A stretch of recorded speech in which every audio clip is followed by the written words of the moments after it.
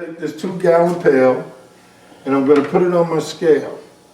And your scale's got to read 0. So I'm going to put this pail on my scale and it'll read 390 grams. Then you hit the 0 button. That turns it back to 0 grams. That's exactly where you want it to be so you can get the right measurements. Then you take this pail, after you get it to the 0 grams, you take this pail and I come over to where my RG8 is. Right, there you go. That's my RG8. I take my pail, I come back over to the scale.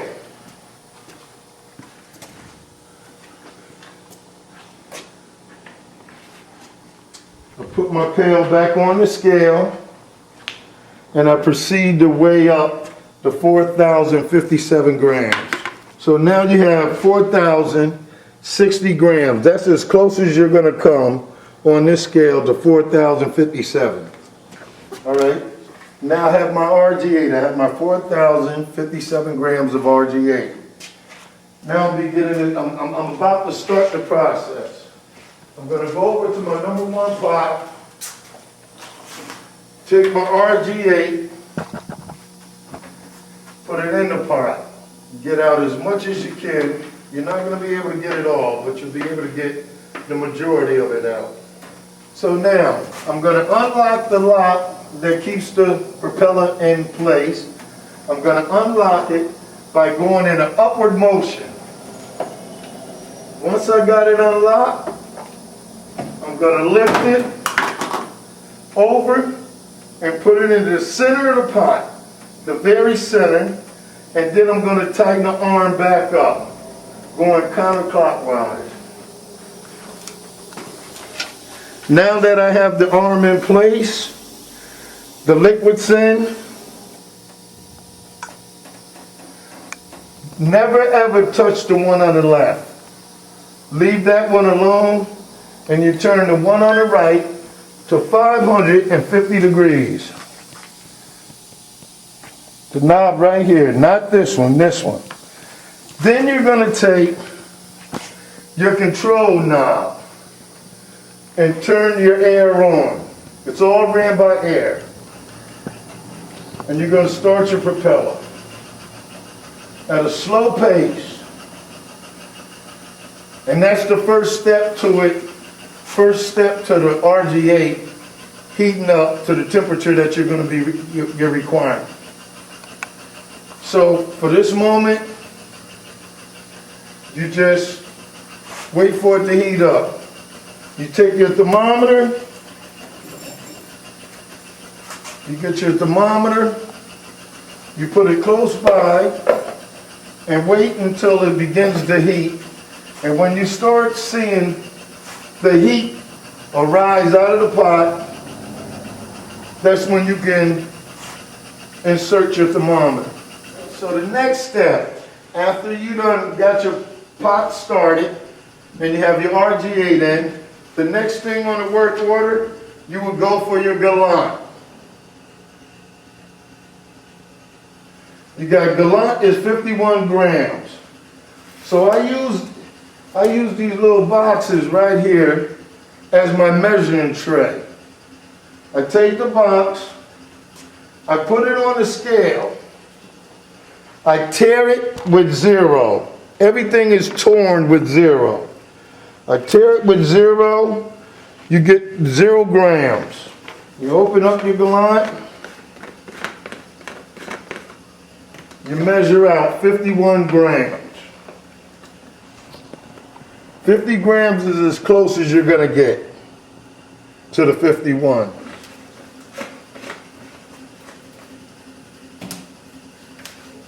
Now you have your gallant.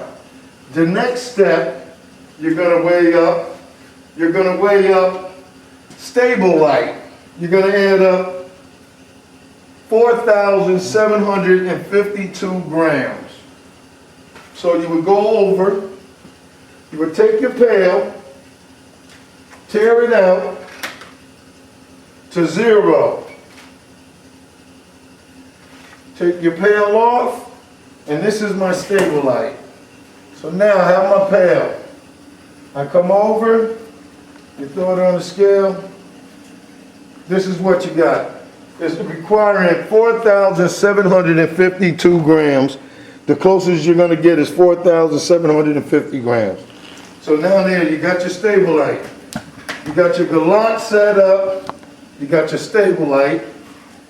The next thing I'm going to measure will be the par bar and the resin. That's your par bar. I got these little boxes to use as my tray with PB 441 on. I throw my box on the scale. I hit the 0. Then I take my par bar and I put 51 grams into my tray. And that's par bar, PB 441. Take your par bar, put it to the side. All right. Now my RG8 is beginning to warm up. So now I'm going to insert my thermometer. All right, you have your thermometer in, and you're going to bring the temperature of your RG8 up to 325. No higher, 325. So right now, it's at about 140. So you still got 180 degrees to go. So now I go back over here to my measuring table. Take your container, you take your resin,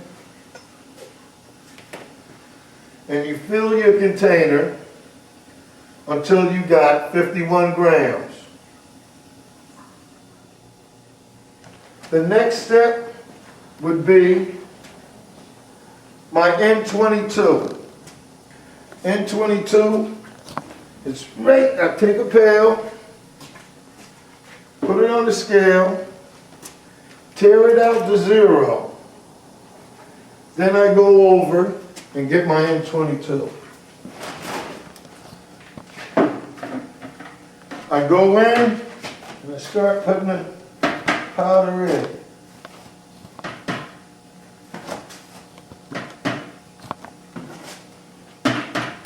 I have my N22, I put it on the scale, and as you can see,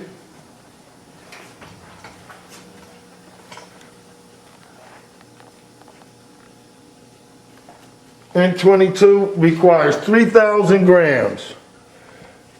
2-gallon pail is almost completely filled to the top to get to your 3,000 grams. The last part, we're going to add some N200. N200, get the container. I have a bigger container here. I do the same thing, put it on the scale, tear it out to 0, and then I put the N200 in this container right here. I come over here, same thing, it'll have N200 on the bottom of the bag, so you know you have the right thing. And once you have it filled, you come over, you put it back on the scale.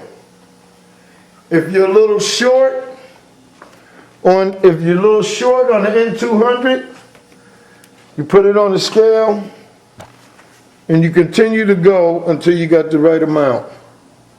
Now this one says 110 grams, so I know I have a little too much. So I'll take a little bit out until I get to the 105. That's 105 grams. That's as close as you're going to get to 103. And that would be the last product that goes into this material.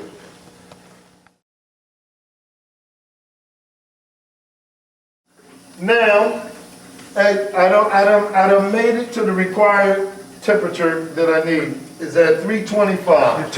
You make sure you got your dial turn down to 325 so it doesn't exceed 325. As you can see, it's at 325. Now, I can add my gallant. My gallant goes in first, and all you do, take your gallant and you add it in. Dump it right on in the pot. That's your gallant. Your next step behind the gallant will be your ST10. That's stable light. So you would take, I have a little table to help me. And you're going to want to put this in slowly. Going to try to liquefy this, melt it all down, and get it to go smoothly. You take your ST10, you add it into the pot. Slowly.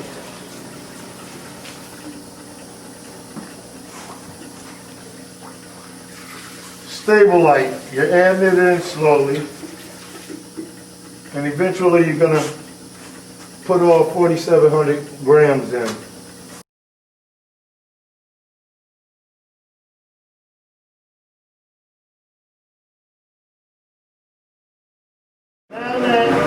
Now you can see I have my ST10. The temperature is up at 300 required. Now we're at a holding point. I have a clock up here. I have a clock up here that I have to set for 5 minutes. So I'm setting my clock for 5 minutes. And that's the holding period for the ST10. So now that we have our ST10 melted down, the temperature is at 300. The next step, we're going to add our par bar, PB 441, and our resin. We're going to take the par bar and just dump it in.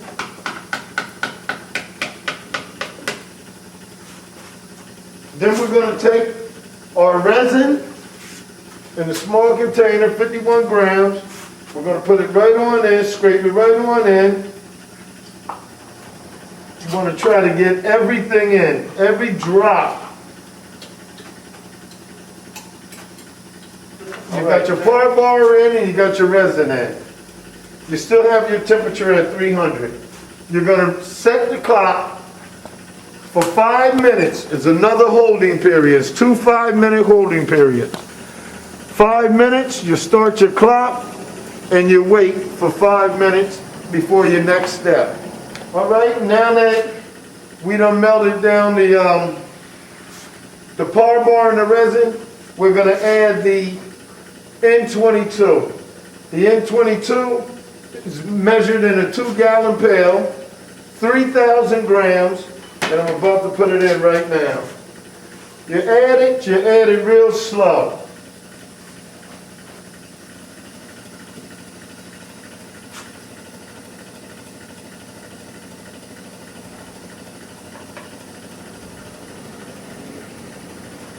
The more you put in, the more the N22 that you add, you might have to increase the speed to keep it mixing evenly. Every now and then it'll splash, so you have to be careful. Keep your glasses on, keep your respirator on, and keep some gloves on your hand. Now while you're adding your N22, you want to make sure that you keep mixing it. It's very important to keep it mixed. Although you don't have it all in yet, as soon as you get it in, you'll see why. In the N22, it has tendencies of dropping the temperature. So you keep your eyes on the temperature, and if it needs to be risen a little bit, if you need to go up on your temperature, then you go up. But as soon as you get all your N22 in, you'll see how far the temperature went down and where you got to bring it back.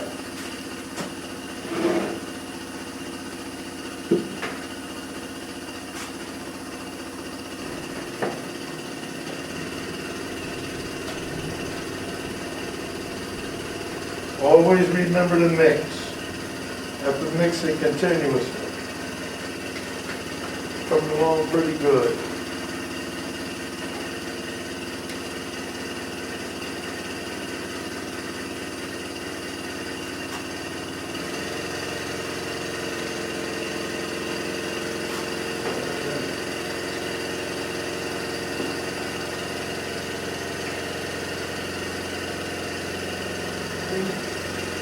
Almost have it all in, but not quite. Always have to remember, when you're mixing it, you gotta scrape it up off the sides every now and then. Get the sides.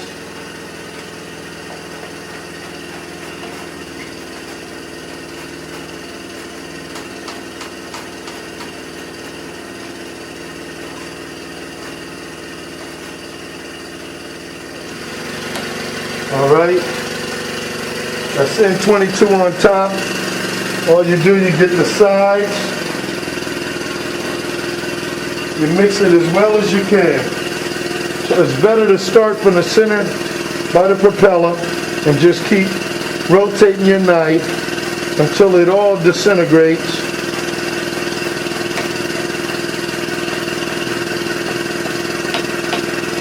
And you keep mixing.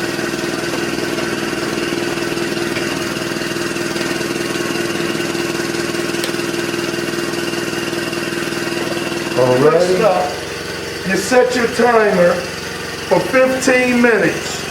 This is the third holding period you'll have through this process. You got 2 5-minute holding periods and you got 1 15. So you turn your clock up to 15 minutes. It's at 15 minutes. You start your clock. Keep your temperature. You wait until your temperature reaches up to 300.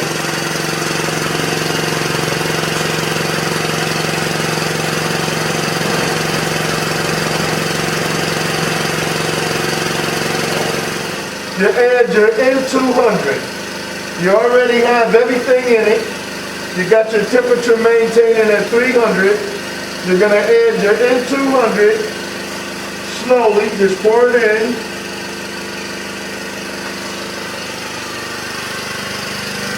Now, you want to take your N200, you want to mix it in with everything else. Go around.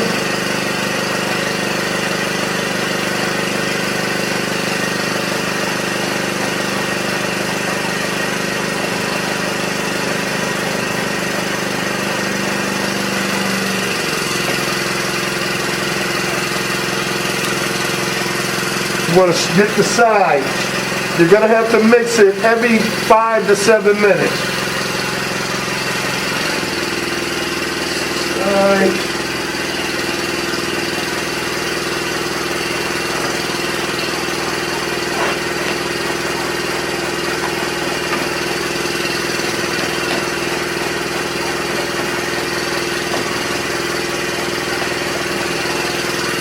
You have your N200 in, and you have everything mixed in real good.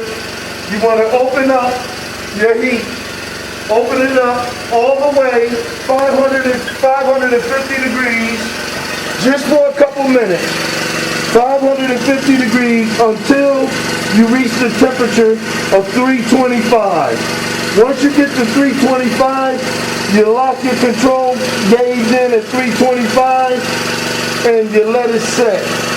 You hold it for an hour. So we'll wait until it get up to 325. It's at 300 right now. We got the temperature up to 325, just like the formula sheet says. 325. Now we're going to start our clock. We're going to hold it at 325 for 1 hour.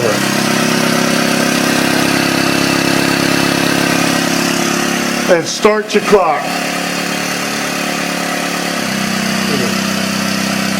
All right, now you have everything in. You have all your ingredients in. You see the temperature still at 325. To where the pot looked like it was overflowing, as it goes on, it'll simmer down to where it is now. You don't have to worry about anything. All you do is always remember to keep mixing it. You have to mix it often. All right? These are the pans we use. These are the pans we use for the material, the new preform material that we're going to pour out of the pot into the pan.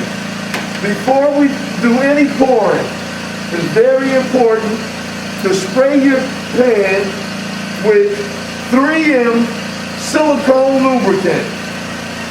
That'll give you a better release. It'll help the material come out very easy. Silicone lubricant, 3M. You take the silicone, you take your pan, and you just spray it. You're gonna spray 6 to 7 pans. 6 to 7 pans, that's how many pans it requires to empty the whole pot.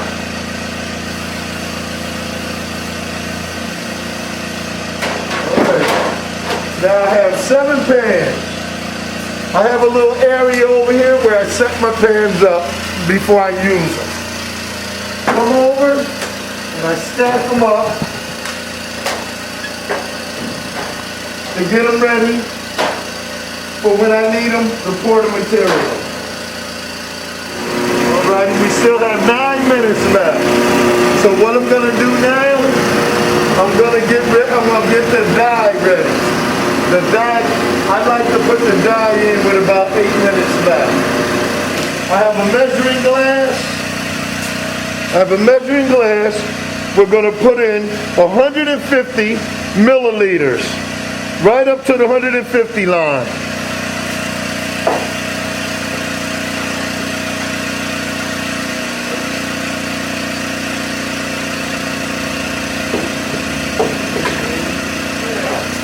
This is the dye.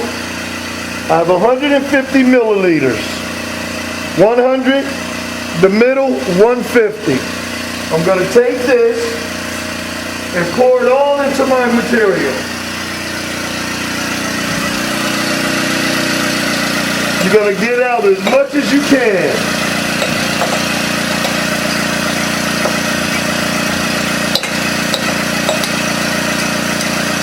And as you can see, the color, this is the final product. You mix it, keep mixing it real good. All right, this is the final step. My pot reached 0. It's done, it's completely done. I'm gonna cut the pot down, cut the pot off. I'm gonna stop the propeller. Don't need to turn it anymore. I'm gonna take my thermometer out. Put it to the side where it belongs. I'm gonna take my propeller out. I'm gonna unlock it. Raise it up. Keep the propeller in the pot. In order to clean the propeller, you turn it on slowly. You hold your knife above the blade and you spin it until the excess material is off the mixing blade.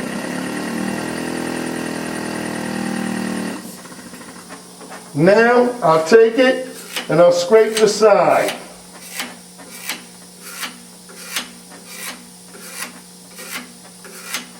You rotate the mixer, then I'll turn it on again to get a little more of the excess off.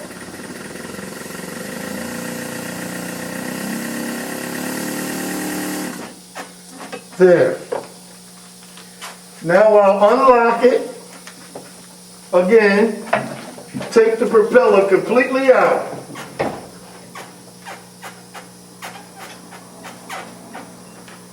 Now my next step, after I took the propeller out, put it to the side, I have a little table that I put my trays on to pour the material in.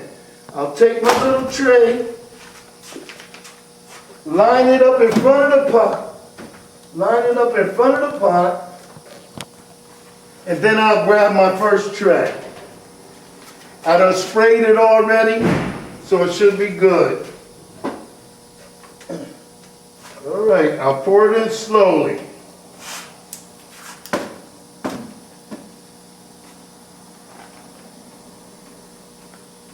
You want to pour it in slowly, not too fast. You don't want it to overlap the tray or spill.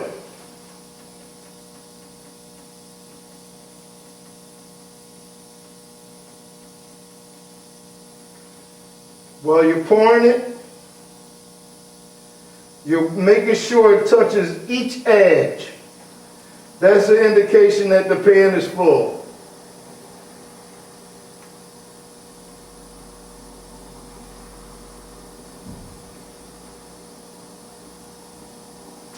Now I set the pot back up. I'll take the blade, make it parallel to the top of the pot, and go from right to left. Clean the top of the pot off. Wipe the edge. Set the pot back up, put your knife down. Take your first tray, and you put it on the cooling rack. This is my cooling rack over here. I'll put it on my cooling rack, slide it as far right as I can, and then I'll turn my cooling rack on. Now, after you done poured in 3 trays, 3 trays, you want to mix your material again, and you want to take a sample. You just take your knife, run a little bit on the card, and that's the sample for quality control. Now we're at the very end. This is the last part of the whole process. You're going to clean the pot out, but all you're going to do basically is just to scrape out as much as the material as you can. Right into the pan.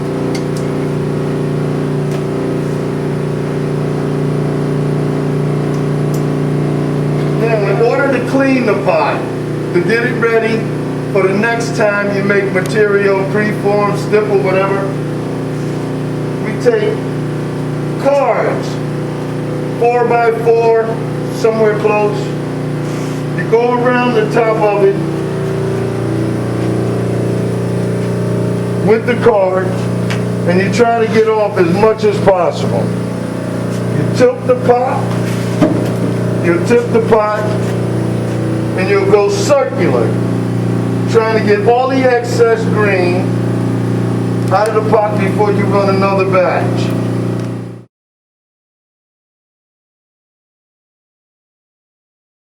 Alright, I'm taking a pan of material from the cooling rack, and I'm going to bring it over to the cutter.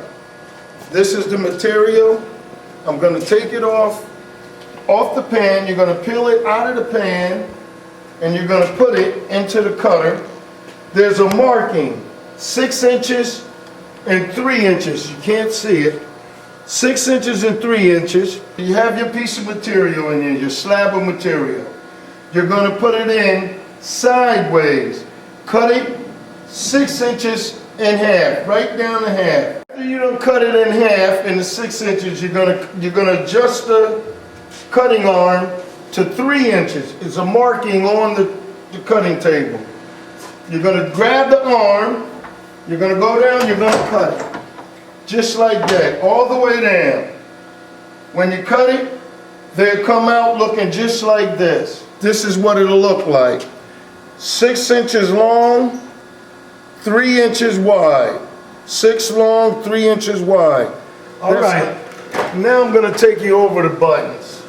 The only buttons you have to be concerned with on this machine is the power on button and the heat on button. Once you got both of them clicked up, when you go over to the button on the right, you hit that button, you can raise your temperature or you can lower your temperature.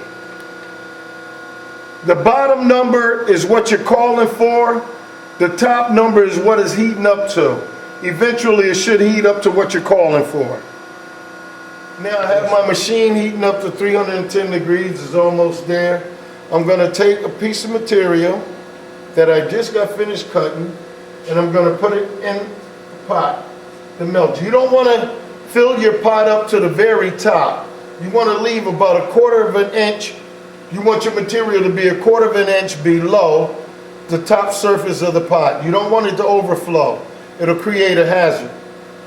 All right, this button right here, this is a manual button and an automatic button. You would want the lever turned all the way to the right for automatic, all the way to the left for manual. This is the clamp button. The clamp button is when I close my machine up, and it closes the machine up, and you want to reopen it, you will hit this yellow button that'll open up the table. When you have it closed, the indication that'll let you know that it's clamp closed, this light will come on right here. Clamp seal light will come on. When you're getting ready to run a die, when you're getting ready to put your die on, it's very important. You have two screw holes in the back. These two oversized screws go into the back of the plate. You screw them in until they're even with the top of the surface. You screw them in.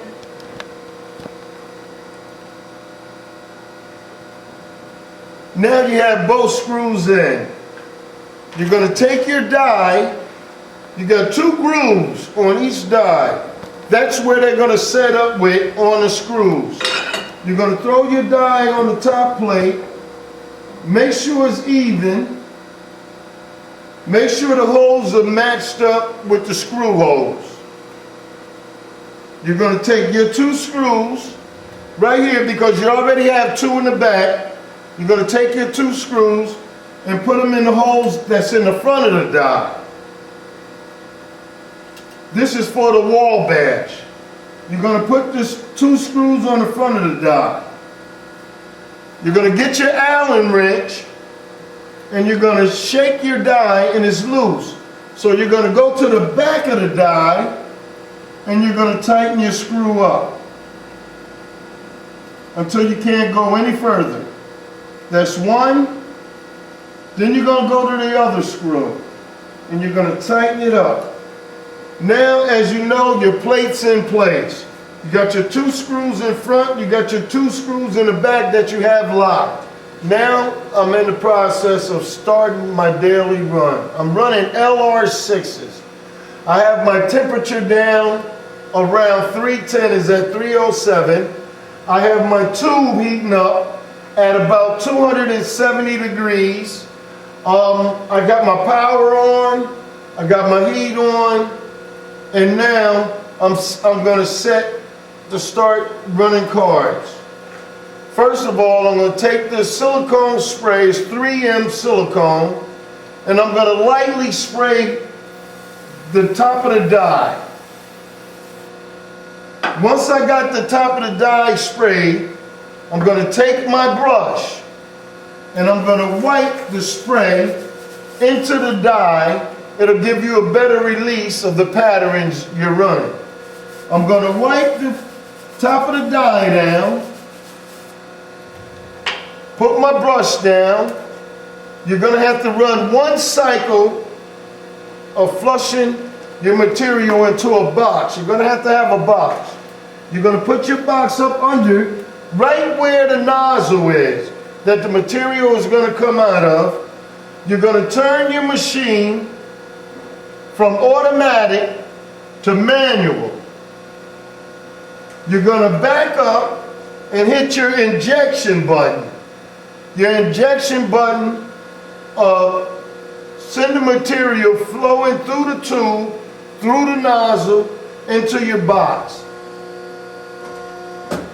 Once the rod is all the way down and you done gave it 1 flush, you're going to go back to your injection retract button. You're going to hit that, and when you hit that button, it's going to bring your rod back up. Now you have your rod back up, Now you're going to take your machine and switch it back from manual to automatic. One time, back to manual. 2 times, it should be ready now. Now, because of the hot material that you just flushed out of the machine, you're going to have to spray it off briefly with your 3M silicone lubricant. You're going to spray it lightly. You're going to take your box cutter, your knife, you're going to run it across the top of the plate to get the excess material off. You have your excess material, you're going to run it right across where the nozzle is, just like that. Clean your blade off. Now you have the top of the plate clean, your die is clean, and you're ready to run. You're going to spray the top of the die. You're going to brush the top of the die. You're going to, because of the material being so hot, once it hits the die, it's going to still be hot. So you have a water button over here. You're going to, it says pull for water, push for off. You're going to pull it out. That'll send your water through your tubes, through the head of the die, and it'll keep your die cool. So when you run your car and the hot material hits the cold die, it'll give you a better release.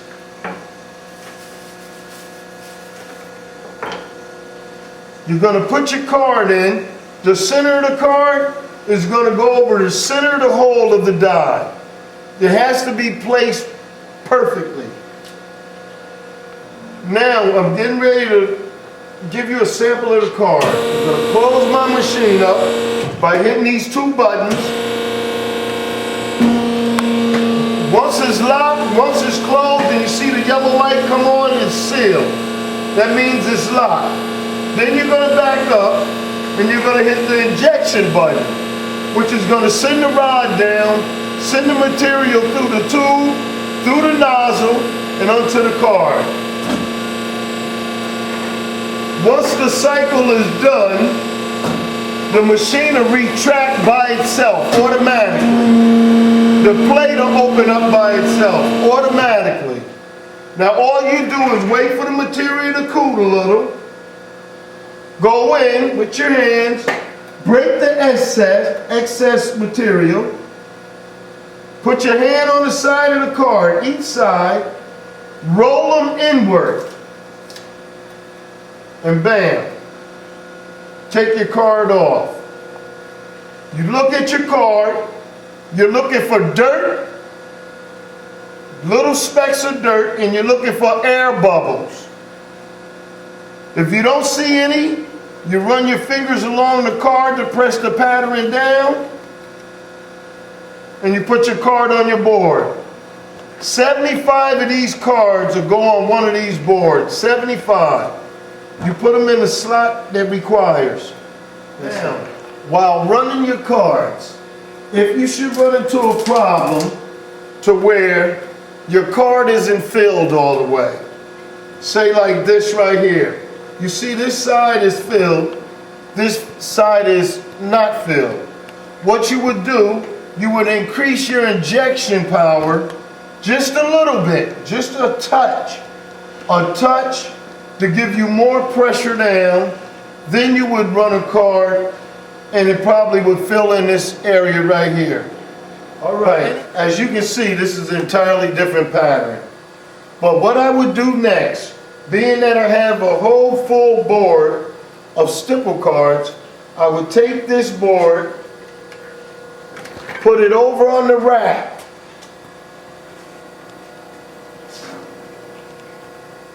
All right, now these are called inserts. I'm going to show you how to make the inserts for the boxes that you put the cards in once you take them from the machine, put them on the board and cut them. This is what we're going to do. We're going to take this roll and we're going to roll it out. You're going to have to roll it out. Now, you have your insert cutter right here. This is your insert cutter. We have a line that'll mark exactly where to insert the sides of the insert. So you're going to lift your blade, you're going to slide your insert onto the insert cutter, and you're going to line it up right with the red line. You're going to go right down, and now that we have the amount of inserts that we desire, we have to score them just like this. We're going to put 4 inserts on the board. It's already lined up. And we're going to go right where the red markings are on the board.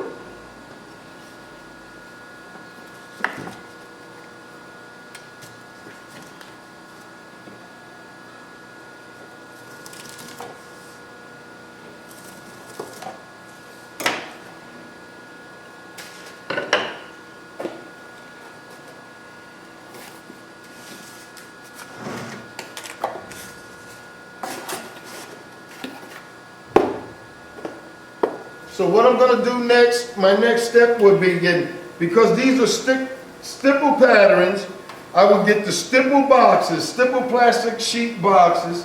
That's what they go into. Then I would start making my boxes for the cards that I have on the board.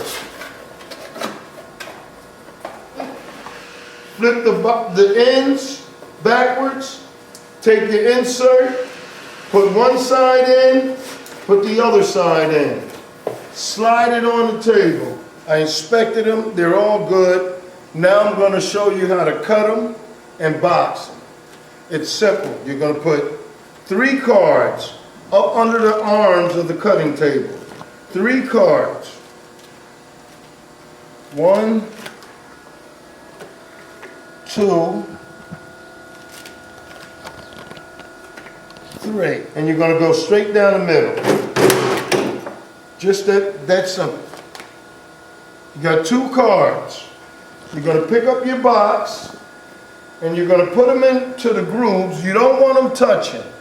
You're going to put them in every other groove. Just like this. When I'm finished, I'll show you.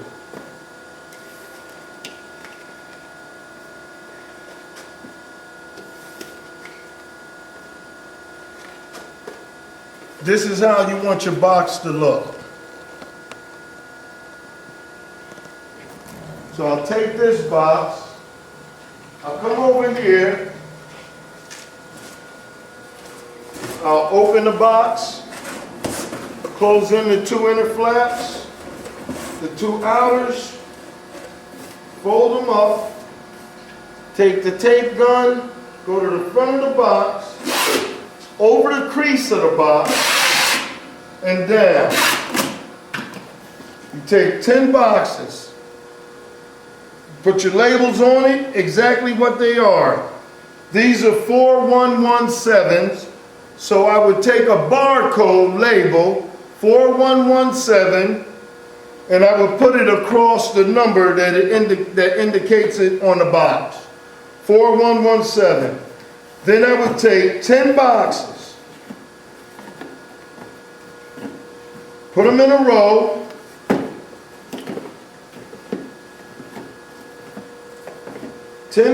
take them by the end. Come back over to the main master carton. Slide the boxes in. Close up the ends.